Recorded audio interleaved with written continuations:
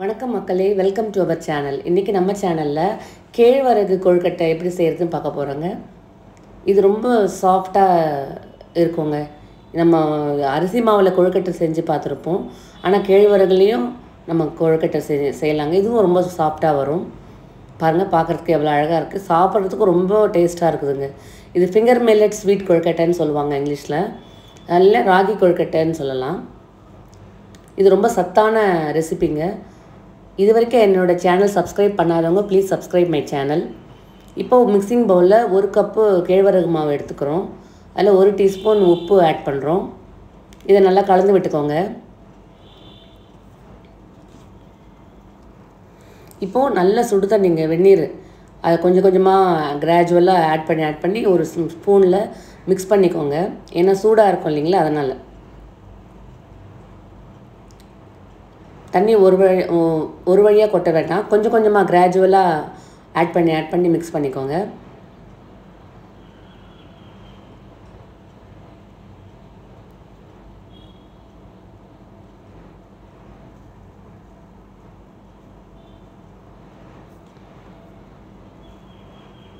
இப்போது மாவு சூடாக இருக்கிறதால நான் ஸ்பூன் யூஸ் பண்ண சொன்னேன்.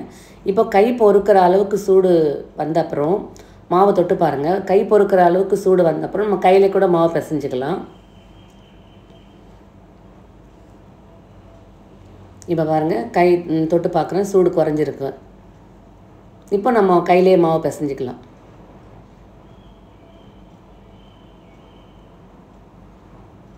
ஸோ இந்த மாவை நம்ம சப்பாத்திக்கு மாவு எப்படி பிசைகிறோமோ அந்த பதத்துக்கு மட்டும் நம்ம பிசைஞ்சால் போகிறோங்க. ஸோ அந்த கன்சிஸ்டன்சி வர அளவுக்கு நம்ம மாவை பிசைஞ்சிக்கலாம்.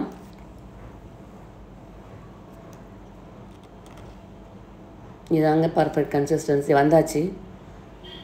ஸோ இந்த ராகி கொழுக்கட்டைக்கு இது ஃபஸ்ட்டு ஸ்டெப்புங்க. இது மாவு இந்த மாதிரி பிசைஞ்சு அது ஒரு பக்கம் மூடி வச்சிடலாம்.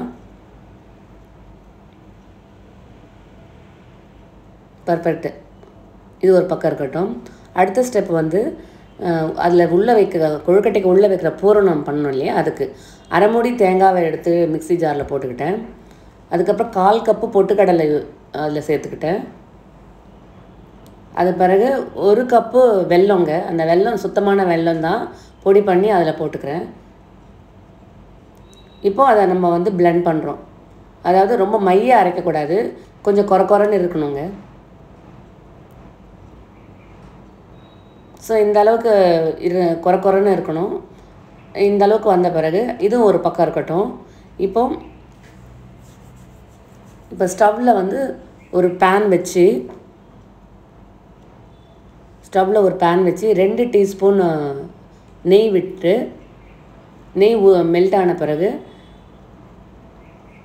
நம்ம மிக்சியில் அரைச்சி வச்சுருக்கோம் இல்லைங்களா, தேங்காய், வெல்லம், பொட்டுக்கடலை, அந்த மிக்சரை கொண்டு இதில் ஆட் பண்ணுறோம்.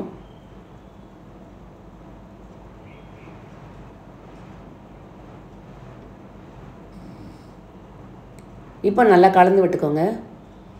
இப்போ நெய்யோட இந்த மிக்சர் கலந்து மிக்ஸ் பண்ணும்போது வெல்லம் மெல்ட் ஆக ஆரம்பிக்கும். மெல்ட் ஆகும்போது இது நல்லா எல்லாமே பிளெண்ட் ஆகும். ஒன்றா தேங்காய், பொட்டுக்கடலை, வெல்லம் எல்லாமே ஒன்றா பிளெண்ட் ஆகும். நம்ம பூரணத்துக்கு அப்படி தாங்க ஒன்றா சேர்ந்துருக்கணும். ஸோ இந்த அளவுக்கு மெல்ட் ஆகிட்டு வரும்போது கிண்டி விட்டுட்டே இருங்க.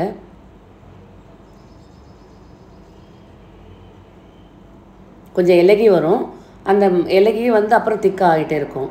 ஸோ இந்த மாதிரி இலகி திக்காகும்போது நம்ம 1 டீஸ்பூன் ஏலக்காய் பவுடரை ஆட் பண்ணுறேன். ஸோ இதையும் ஒன்றா சேர்ந்து மிக்ஸ் பண்ணிக்கோங்க. இது கிளறும்போது ரொம்ப வாசனையாக இருக்கும். ஏலக்காய் பவுடர் போட்ட உடனே ஆல்ரெடி தேங்காய், வெல்லம், பருப்பு எல்லாம் சேர்ந்துருக்கு. அவ்வளோதாங்க. இப்போது ட்ரை ஃப்ரூட்ஸு, பாதாம் இருந்தாலும் சரி, கேஷ்யூ நட் இருந்தாலும் சரி, உங்கள்கிட்ட என்ன ட்ரை ஃப்ரூட்ஸ் இருக்கோ அதை ஆட் பண்ணிக்கோங்க. இதில் ஏற்கனவே நெய் இருக்கிறதால நீங்கள் மறுபடியும் வறுக்கெல்லாம் தேவையில்லை, அப்படியே ஆட் பண்ணிக்கிட்டால் போதும். ஸோ இதெல்லாம் ஒன்றா மிக்ஸ் பண்ணி கலந்துக்கிட்ட அப்புறம் இதை ஒரு பவுலுக்கு ட்ரான்ஸ்ஃபர் பண்ணிக்கலாங்க. நம்ம பூரணம் ரெடிங்க. கொழுக்கட்டைக்கு உள்ள வைக்க போகிற பூரணம் ரெடி. ஸ்டஃபிங் மெட்டீரியல் ரெடி ஆகிடுச்சு. இது செகண்ட் ஸ்டெப் ஓவர் ஆகிடுச்சுங்க. இப்போ தேர்ட் ஸ்டெப்பு பார்க்கலாம்.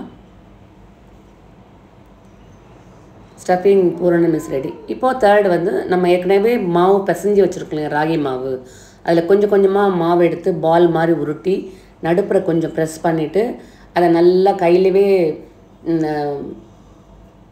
ஃப்ளாட்டாக பண்ணிகிட்டே வரலாம். அப்படி முடியாதவங்க வாழை இலையில் எண்ணெய் தடவிட்டு நல்லா தட்டி விட்டுக்கிட்டு அது நடுப்புற பூரணை வச்சு மடிச்சுக்கலாம். நான் வந்து கையிலே எனக்கு பழக்கம், கையிலே பண்ணிக்கிறேன். கையிலே மெதுவாக ஃப்ளாட்டாக பண்ணிட்டு வரலாம்.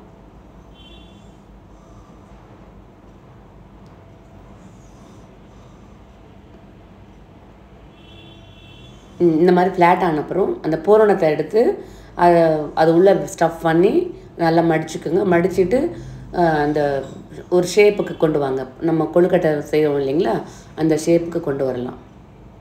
மடித்து நல்லா தட்டி விட்டுக்கோங்க. அது பிரியாமல் இருக்கணும் இல்லைங்களா, அதுக்காக நல்லா ப்ரெஸ் பண்ணி விட்டுக்கோங்க.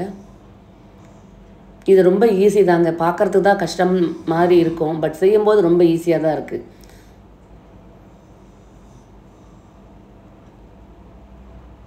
பாருங்கள், ரொம்ப அழகாக ஷேப் வந்தாச்சு. Perfect shape. ஸோ இந்த மாதிரி மிச்சம் இருக்கிற மாவுக்கு நான் இன்னொன்றும் செஞ்சு காட்டுறேன் பாருங்கள்.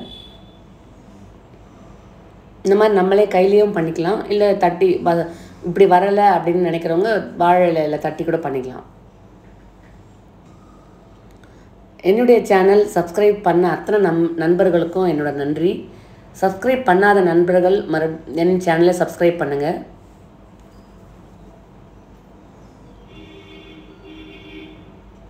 பாருங்க, ரொம்ப ஈஸி. ஸோ இதை வந்து இந்த ஷேப்பில் தான் பண்ணணும்னு கிடையாது. நம்ம மோதகம்லாம் செய்வோம் இல்லையா, அதை பிள்ளையார் சதுர்த்திக்கு, விநாயகர் சதுர்த்திக்கு கொழுக்கட்டை அப்படியும் பண்ணலாம். அந்த மாதிரியும் வச்சு பண்ணலாம், இந்த மாதிரியும் பண்ணலாம். நம்ம ஷேப்பு தாங்க, நம்ம விருப்பம்தான். ஷேப்புங்கிறது நம்ம விருப்பம்தான். உங்களுக்கு என்ன டிசைர் ஷேப் பிடிக்குதோ அதை நீங்கள் பண்ணிக்கலாம்.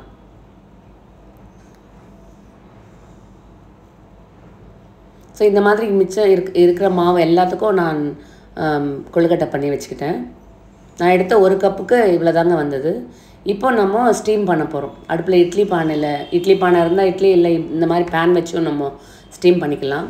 ஆவியில் ஒரு 10 மினிட்ஸ் வேகட்டும். அதுக்கப்புறம் எடுத்து பாருங்கள், ராகி கொழுக்கட்டை இஸ் ரெடி. அண்ட் பார்க்குறதுக்கு ரொம்ப அழகாக இருக்குது, சாப்பிடணும் போல் இருக்குது. இது வந்து சாஃப்டாக இருக்குது, ரொம்ப சாஃப்டாக இருக்குதுங்க.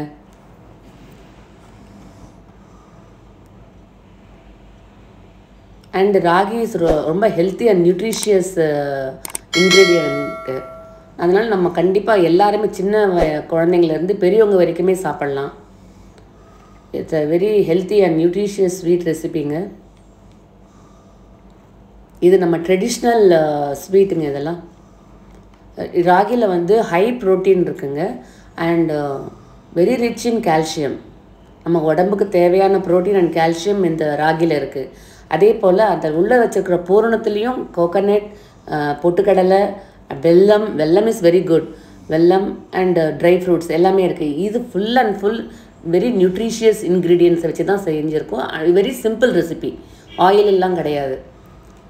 And it's yummy and delicious. நீங்கள் ஒரு வாட்டி வீட்டில் செஞ்சு பாருங்கள், மறுபடியும் செஞ்சு கொடுன்னு கேட்பாங்க. தேங்க்ஸ் ஃபார் வாட்சிங் மை வீடியோ.